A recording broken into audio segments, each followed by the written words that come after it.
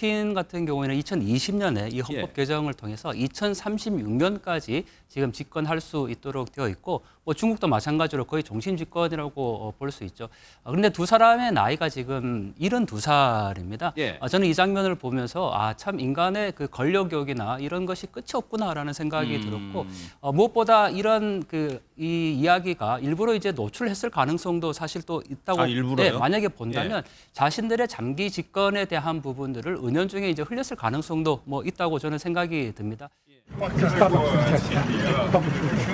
这样发展，人类的器官会不断的移植，甚至越活越年轻，甚至会长生不老。预测呢，本世纪呢，可能。 사실 어제도 저희가 이 열병식 장면을 보면서 걸어오면서 대화를 하고 있는데 무슨 얘기를 하나 굉장히 궁금했는데 해외 외신들이요. 이 내용을 캐치해냈습니다. 푸틴 대통령이 과학이 발달하고 있으니까 장기 이식을 하면은 심지어 불멸할 수 있다는 얘기를 시진핑 주석에게 했고, 시진핑 주석은 150살까지 살 수 있다는 예측이 있다, 이런 얘기를 합니다. 강 교수님, 두 사람 다 지금 장기 집권을 하고 권력이 현재 굉장히 탄탄한 상황이기 때문에 더 화제를 모으고 있거든요. 네, 맞습니다. 사실 뭐 푸틴 같은 경우에는 2020년에 이 헌법 개정을 통해서 2036년까지 지금 집권할 수 있도록 되어 있고, 뭐 중국도 마찬가지로 거의 종신 집권이라고 볼 수 있죠. 그런데 두 사람의 나이가 지금 72살입니다.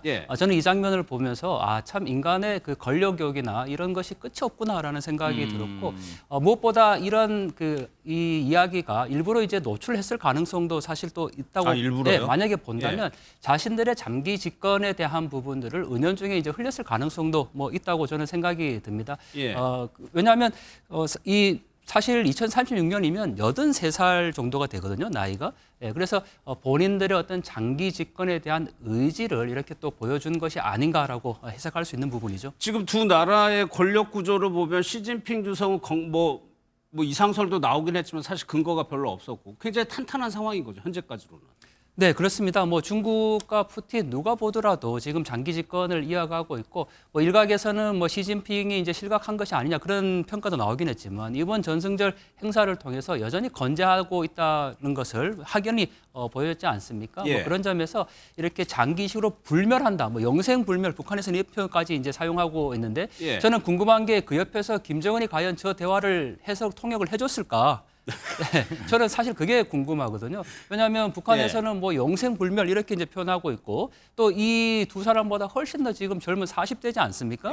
네, 그런 점에서 본다면 정말 이 권력을 위한 장기 집권을 이 포석을 또 둔 것이 아닌가 볼 수 있죠. 한진면 서기관께서는 어떻게 들으셨어요, 이 대화? 제 생각에는 장기 집권의 모델이 북한이 아닌가 이렇게 생각을 하고 있습니다. 두 정상이요? 그렇죠. 그러니까 푸틴이나 시진핑이나 김정은이를 바라보면서 저들도 무엇인가 부러운 게 있을 것입니다. 그러니까 북한이 시작점으로 해서 시진핑이나 푸틴이 북한으로부터 이 장기 집권을 수입을 해서 저들도 그런 야망이 있지 않았나 이렇게 생각하면서 좀 우스운 생각이 들었습니다. 사실 북한에서는 김일성 주석도 그렇고 김정일 위원장도 그렇고 사망을 해야 권력이 끝나는 거잖아요. 네, 그렇죠. 그러니까 역사적으로 봤을 때, 시기점으로 봤을 때 김정은이가 뭐 후계자 구도에서 오르고 뭐 용두자 지위에 올랐을 때 그런 같은 맥락에서 시진핑이나 푸틴이나 자기네들의 장기 집권을 주장하고 그걸 또 국가적으로 밀고 나가지 않았나, 저는 이런 측면에서 한번 바라봤습니다.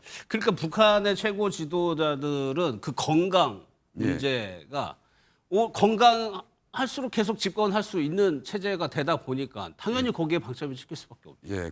그게 방점이 찍히고 또 김정은이는 이곳에서 또 자신의 그 장기 집권에 대한 그런 더 뿌듯함을 느꼈을 수 있습니다.